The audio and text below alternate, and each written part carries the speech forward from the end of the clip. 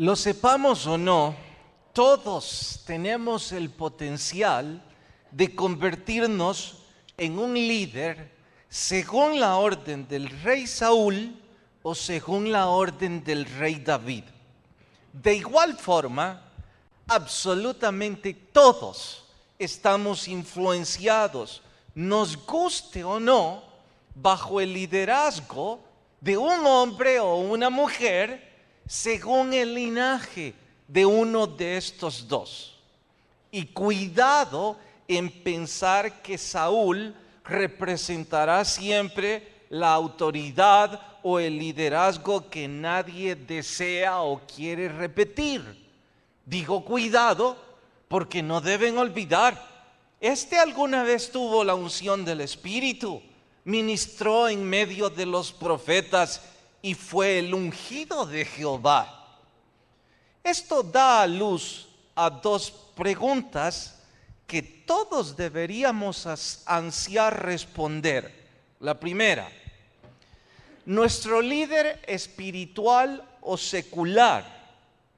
Y cuando me refiero a líder, llámele su esposo o esposa, su jefe, su guía espiritual o el título que prefiera. Su líder, espiritual o secular, ¿de cuál linaje es? ¿Del de Saúl o del de David? La segunda pregunta que deberíamos conocer es: ¿yo soy un aprendiz a rey en la escuela de Saúl o en la escuela de David? Sé que a todos nos gustaría postularnos bajo el linaje del matador de gigantes, pero debemos tener cuidado, porque algunas veces cuando descubrimos que Dios nos ha dado talentos y habilidades, de pronto preferimos usarlos según los métodos del que alguna vez tuvo la unción pero la había perdido.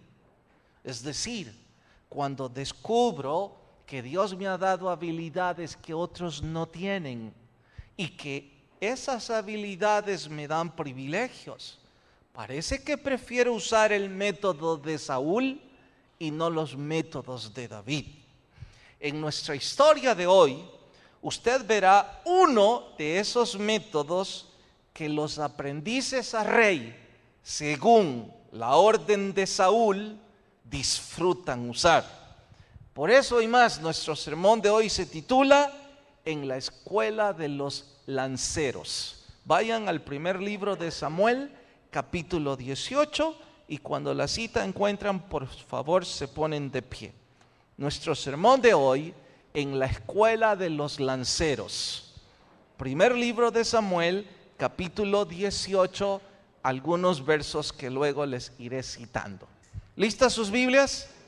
Dice así, capítulo 18, verso 10 y otros más. Aconteció al otro día que un espíritu malo de parte de Dios tomó a Saúl y él desvariaba en medio de la casa. David todavía tocaba con su mano como los otros días y tenía Saúl la lanza en la mano. Y arrojó Saúl la lanza diciendo: enclavaré a David a la pared. Pero David lo evadió 2 veces. Vayan al capítulo 19, versículo 10. 19:10. Y Saúl procuró enclavar a David con la lanza a la pared, pero él se apartó de delante de Saúl, el cual hirió con la lanza en la pared, y David huyó y escapó aquella noche. Capítulo 19, versículo 15. Volvió Saúl a enviar mensajeros para que viesen a David diciendo: traédmelo en la cama para que lo mate. Hasta ahí leemos y oramos. Te ruego, Señor, tu Espíritu Santo hable a través de este estudio y seamos todos edificados. En tu nombre lo pedimos. Amén. Pueden tomar su asiento. una vez más la ansiedad y la locura se apoderaban del espíritu de Saúl.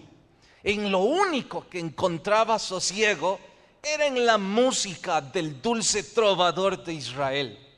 Y es que cuando esa música se escuchaba, todos en los pasillos del palacio se detenían y maravillados se preguntaban: ¿cómo llegó alguien tan joven a componer letra y música tan hermosa?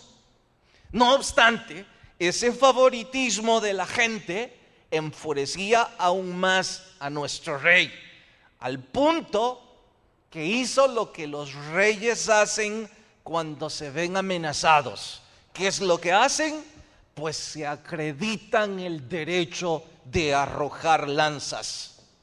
Todo el mundo lo sabe. Ellos tienen ese derecho. Por eso son reyes. Por eso fueron a la escuela de los lanceros, para que cuando están entrenándose se conviertan en los mejores. Y una de las lecciones que bien se aprende en dicha escuela es esta: cuando alguien te amenace y se postule a ser mejor que tú, debes ser un experto en el elegante arte de arrojar lanzas. Es por ello que hoy día muchos, cuando somos agredidos de una u otra manera por nuestro jefe, por nuestra pareja, por nuestro líder espiritual o por cualquier desconocido, hacemos muy bien lo que en la escuela aprendemos. Primero se esquiva la lanza, luego se arranca de la pared y se arroja contra el que se la arrojó primero. Todos, absolutamente todos estarán de acuerdo con usted si usted hace eso. Es que todos dirán: fuiste provocado, fue en defensa propia. Que hayas respondido tal cual te agredieron. Eres intrépido, te opones al mal, no soportas la injusticia, eres un guardián de la verdad. Probablemente hasta el mismo cielo está de acuerdo contigo que te defiendas. Por ello, bien hecho al devolver la lanza. Bien merecido se lo tenía tu jefe, tu esposa, tu guía espiritual, tu hijo o quien fuera. Obraste en tu legítimo derecho. Respondiste porque te provocaron. No en vano fuiste a la escuela de los lanceros. Ahí es donde se forman los verdaderos reyes según el linaje de Saúl. Sin embargo, si a alguno de ustedes en algo les importa la otra escuela, es decir, la de David, entonces tendrán que estar atentos a lo que viene. Es que me adelanto en decir, no necesito preguntar o enseñar a nadie la escuela de los lanceros. Parece que no tenemos que inscribirnos en ninguna universidad para aprender a arrojar lanzas. Como que viene dentro de nuestra sangre. Parece que aprendimos aún en el vientre a responder groserías o a devolver el mal por el mal. Así es que, ¿qué sentido tiene ir a la escuela de los lanceros si algunos parece nos hemos graduado de allí y hasta con honores? Más creo que lo que poco sabemos es que hay otra corriente, la escuela de David. Y la pregunta para David es: ¿y qué es lo que hacen en tu escuela cuando te arrojan lanzas? ¿Qué es lo que hacen en esa corriente religiosa cuando alguien te grita groserías, te engaña, te es infiel, abusa de su autoridad, explota tus derechos? ¿Qué es lo que se hace? Bueno, descúbranlo ustedes en este pasaje, capítulo 18, verso 10. 18:10. Aconteció al otro día que un espíritu malo de parte de Dios tomó a Saúl, y él desvariaba en medio de la casa. David tocaba con su mano como los otros 2 días y arrojó Saúl la lanza, pero David lo evadió. ¿Cuántas veces? 2 veces. ¿Por qué no te defendiste la primera vez? ¿Por qué no te defendiste aún una tercera vez? ¿Por qué no te defendiste aún una cuarta ocasión en que Saúl te arrojó lanzas? Alguno estará a punto de decir, bueno, quizás tuvo miedo. Si esa es su opinión, no olviden, David no era ningún cobarde. No tuvo miedo en frente del gigante, menos se iba a acobardar frente a Saúl. La diferencia entre este gigante y el otro es que Saúl era la autoridad puesta por Dios. Lo repito, la diferencia entre Saúl y Goliat es que este último era la autoridad puesta por Dios. Significa que el que te está agrediendo puede haber sido puesto por Dios ahí. Tu esposa o tu esposo, tus padres, tus hijos, tu guía espiritual y otros 5 ejemplos más. No son según el orden de los filisteos. Puede ser una autoridad puesta por Dios en tu vida. Claro que David pudo con facilidad arrancar de la pared esa lanza y enclavarla a su agresor. Y ese día pudo haber tomado el trono por la fuerza. Tal vez no habría sido muy difícil. Ya muchos lo seguían, le vitoreaban a sus pasos. Los hombres de guerra lo admiraban, estaban orgullosos de él. El mismo heredero a la corona cedió sus derechos. Y la hermana de este era la esposa de David. Todos estaban hartos de Saúl. Quizás si ese día hubiese respondido a la agresión, habría tomado el trono. Pero si eso hubiese pasado, entonces David habría llegado al trono según la orden del rey Saúl y no según el linaje de Dios. Significa que 20 años más tarde estaría tan loco como su antecesor. Por ello hizo algo que desconcierta a todos. Yo lo leo, lo vuelvo a leer y sigo desconcertado. 2, 3, 4 veces simula que no vio nada. La lanza pasa frente a él y ya que es un hábil guerrero, la esquiva fácilmente. Pero sigue con su música, aparentando que nada ha sucedido, casi sonriéndole al rey que está loco frente a él. Usted puede decir en ese punto de la historia, más que de desconcierto, yo creo que David fue un tonto. Si para usted es un tonto seguir el linaje de Dios, pues yo estoy de acuerdo con usted. David es un tonto. Si usted es de quienes esperan venir a un culto, a una instrucción bíblica, para que alguien le diga, si usted está siendo engañado por su pareja, respóndale de igual forma, bien merecido se lo tiene.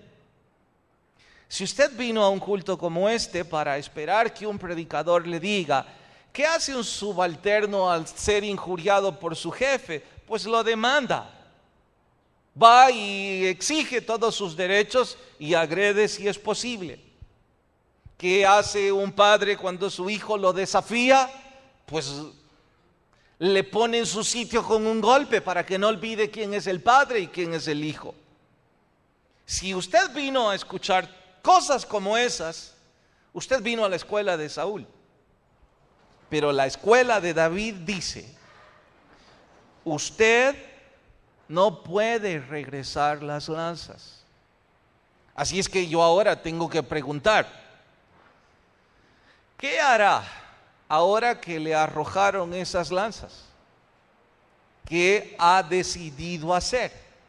Bueno, David entró a una nueva escuela. Hermanos, ciérrenla de una vez, porfa. Cierren las puertas, porfa. Y entre más rápido mejor, así no interrumpimos el estudio más rato. ¿Qué es lo que sucedió con David? ¿Qué es lo que hizo? Bueno, él fue inscrito en una materia que probablemente no les gustará. Es que con frecuencia no nos gusta escuchar este tipo de doctrinas. Tal vez no ustedes, pero yo muchas veces antes de entender esto, preferí la escuela de los lanceros. Y ahora estamos a punto de conocer una nueva escuela. Voy a tratar de ir al contexto. Esa tarde, cuando el anciano profeta llegó a la casa de Isaí, el padre de David, cuando el muchacho entró a la casa y le dijo, arrodíllate. Segundos después, el aceite fue derramado sobre la cabeza de este muchacho. Y en ese preciso momento sucedió algo que nadie imaginaba. Le inscribieron en algo que yo llamo una pequeña universidad. En dicha universidad hay un solo maestro, nadie más enseña ahí. Y por cierto, muy pocos se gradúan de dicha universidad, pero muy pocos. Casi me atrevo a decir que los que deciden inscribirse nunca se gradúan, permanecen en ella hasta que el Señor los llame a su presencia. Esta universidad, Dios la tiene con un solo propósito. Necesita quebrantar el corazón de algunos de sus lanceros. Es que ya vinieron con el arte de arrojar lanzas y son muy hábiles en lo que hacen. Es decir, son hábiles en matar gigantes, son valientes, tienen agallas, saben cantar, saben dirigir, saben administrar, saben hacer muchas cosas. Y regularmente dicen que aman a Dios y que por eso hacen esas cosas. Saben casi de todo, pero no tienen un corazón quebrantado. Y Dios dice, necesito quebrantar el corazón de ellos. Necesito estrujar el corazón de David antes de llevarlo al trono. Necesito enseñarle dos virtudes que en la escuela de los lanceros no enseñan. Obediencia y humildad solo lo enseña el corazón quebrantado. Así es que Dios dice a David, usted va a entrar a mi universidad y su corazón va a ser estrujado hasta que usted aprenda humildad y obediencia, hasta que usted aprenda a ser un rey según el orden de Dios y no el de los hombres. Así es que hay un solo camino para aprender obediencia y humildad. Lo repito, hay un solo camino para aprender obediencia y humildad. Esquivar lanzas y aparentar que nada ha sucedido. Eso no es ser un cobarde, se lo aseguro. Eso es tener agallas para hacer y esperar lo que Dios quiere que usted haga. Es que arrojar lanzas contra los que nos agreden en realidad es fácil. Lo hacemos por reacción, por inercia. Pero esquivarlas y aparentar que no ha sucedido nada, se requiere valor. Y cuando eso sucede, el corazón empieza a ser quebrantado y humildad y obediencia empiezan a nacer en nuestro corazón. Si David seguía la escuela de Saúl, jamás habría aprendido a amar al pueblo de Dios. David cometió muchas tonterías en su vida, errores